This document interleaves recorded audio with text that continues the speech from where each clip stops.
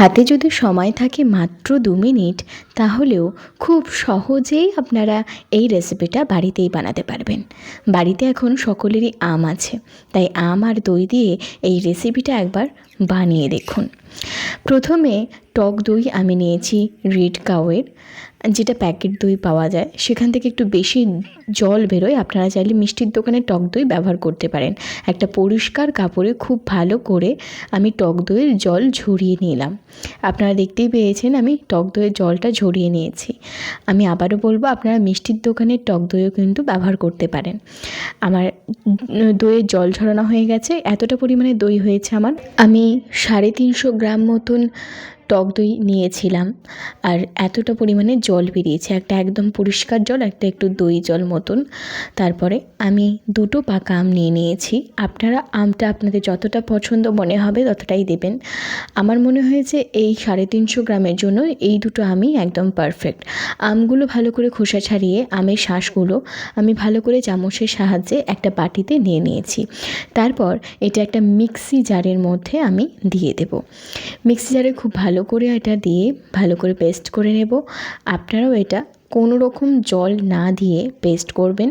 আমি কিন্তু চিনি একটু কম খাই, মানে মিষ্টি একটু কম খাই, সেই কারণে একদম অল্প এখানে মিষ্টি অ্যাড করেছি। আপনারা চাইলে এর থেকে একটু বেশি মিষ্টি দেবেন, কারণ আমটা অলরেডি অনেকটা মিষ্টি ছিল।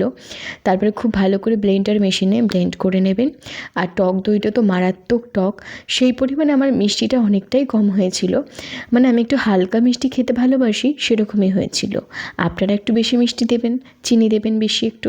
তারপর ওই টক দইয়ের সঙ্গে আম এবং চিনির পেস্টটা আমি দিয়ে দিলাম। আর একটু নেব আমুল স্প্রে দুধ। আমুল স্প্রে গুঁড়ো দুধটা আমি এখানে ব্যবহার করছি, তবে এটা একদমই অপশনাল, আপনারা চাইলে নাও ব্যবহার করতে পারেন। তবে এটা দিলে একটু ভালো লাগে। আমি এখানে খুব বেশি পরিমাণে আমুল স্প্রে দুধটা কিন্তু ইউজ করিনি। চামচ হিসাবে ওটা বড় চামচে 4 চামচ হতে পারে। তারপরে হালকা হাতে খুব ভালো করে এটাকে নাড়িয়ে আমের পেস্ট এবং টক দই এবং আমুল স্প্রেটা ভালো করে এর সঙ্গে মিশিয়ে নেব। দেখতেই পাচ্ছেন এখানে খুব সুন্দরভাবে মিশিয়ে গেছে। তারপর এটা একটা পাত্রের মধ্যে, বা আমি 2টো পাত্রের মধ্যে রেখেছিলাম, 2টো পাত্রের মধ্যে রেখে ফ্রিজের মধ্যে আপনারা এটা সেট হতে দেবেন 1 ঘন্টা। 1 ঘন্টা পরে এটা আপনারা বের করে কিন্তু খেতে পারেন, বা চাইলে একটু বেশি সময়ের জন্য রেখেও কিন্তু খেতে পারেন। এইভাবে একবার বাড়িতে আম দই বানিয়ে দেখুন। এর উপর থেকে আপনারা পেস্তা বা বাদাম দিতে পারেন। আমি এখানে পেস্তা বা বাদাম ইউজ করিনি, কারণ আমার কাছে এটা ছিল না। আপনারা চাইলে অবশ্যই এটা দিতে পারেন। আমার কাছে শেষ হয়ে গেছিলো, সেই কারণে দেওয়া হয়নি। আমি ফ্রিজ থেকে বের করেছি, দেখুন এই রকম হয়েছে। আমি বের করে এটা প্লেটের মধ্যে দিয়ে সার্ভ করব। বাড়িতে থাকা হঠাৎ অতিথিদের জন্য আপনারা সহজেই এটা বাড়িতে বানিয়ে ফেলতে পারবেন। আমিও তাই করেছিলাম। আপনারা এটা একবার বাড়িতে বানিয়ে দেখুন, আর অবশ্যই কেমন হয়েছে আমাকে কমেন্ট করে জানাতে ভুলবেন না।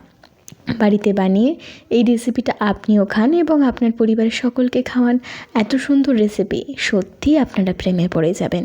রেসিপিটা ভালো লেগে থাকলে অবশ্যই একটা লাইক, কমেন্ট এবং শেয়ার করে যাবেন। ধন্যবাদ। দেখা হচ্ছে পরের ভিডিওয়ে।